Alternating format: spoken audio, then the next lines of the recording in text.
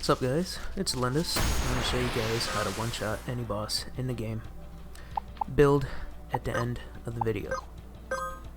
Enjoy.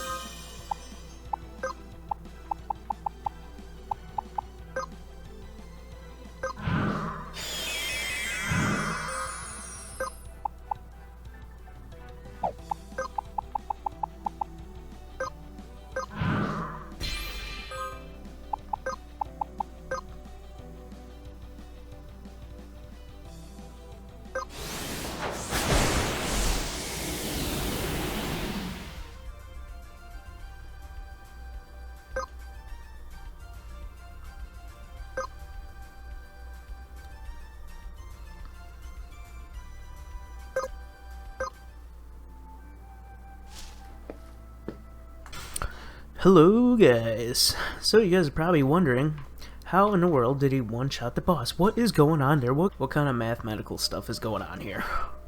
Alright, I'm gonna show you guys, and I'm gonna explain.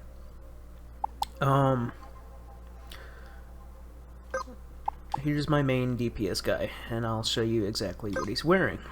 He's using the Dream Hunter bow. As you can see, I put the monster to sleep.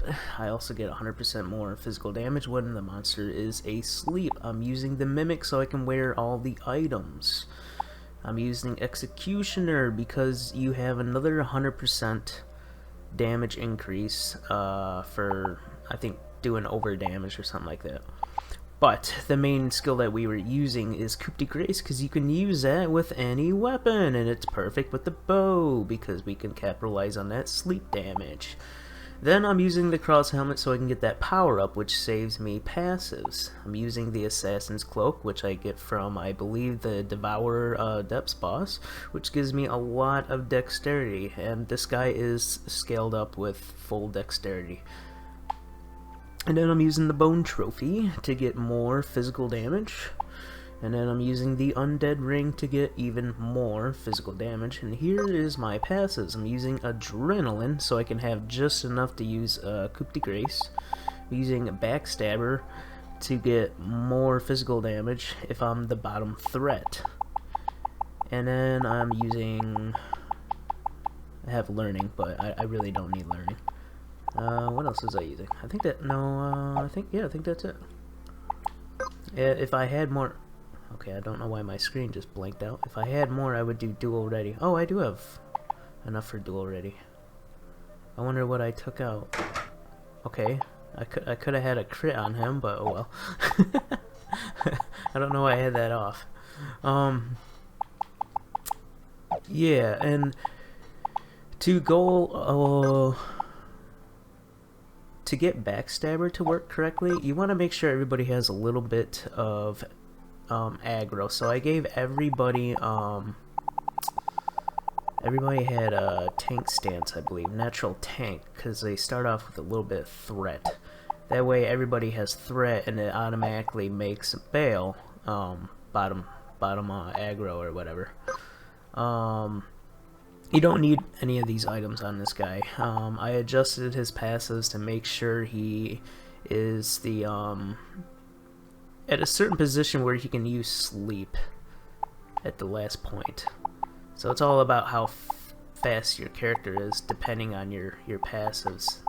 But mostly he just puts the dude to sleep.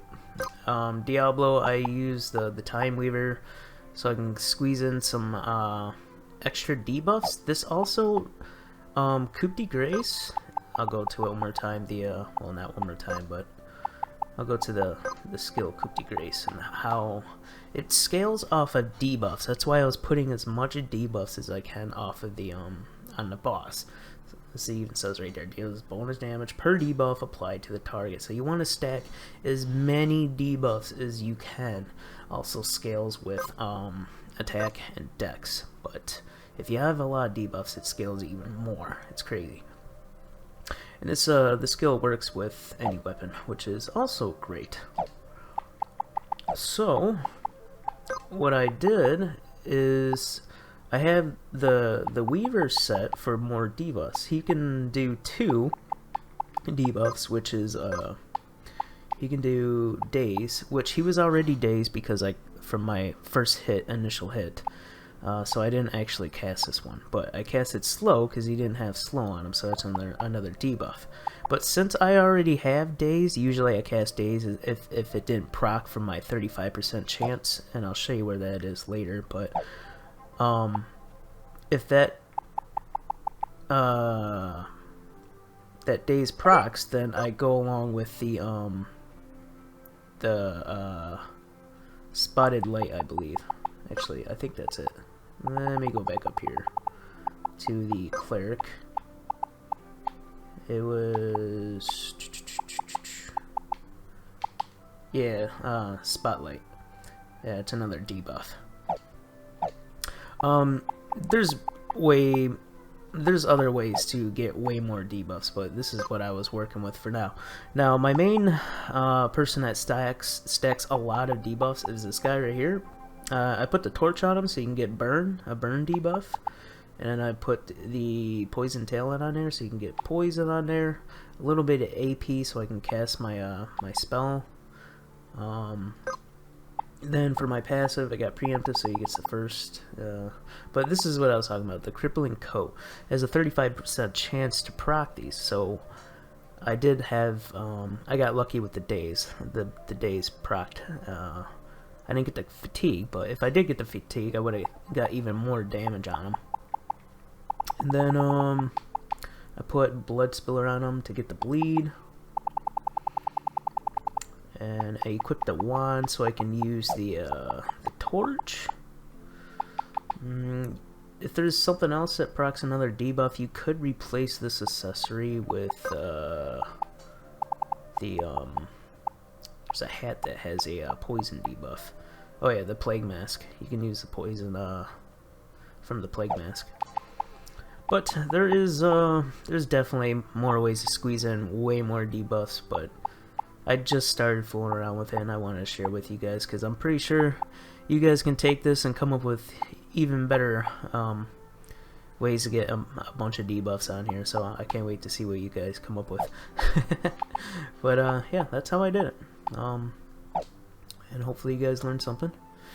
And you guys take care.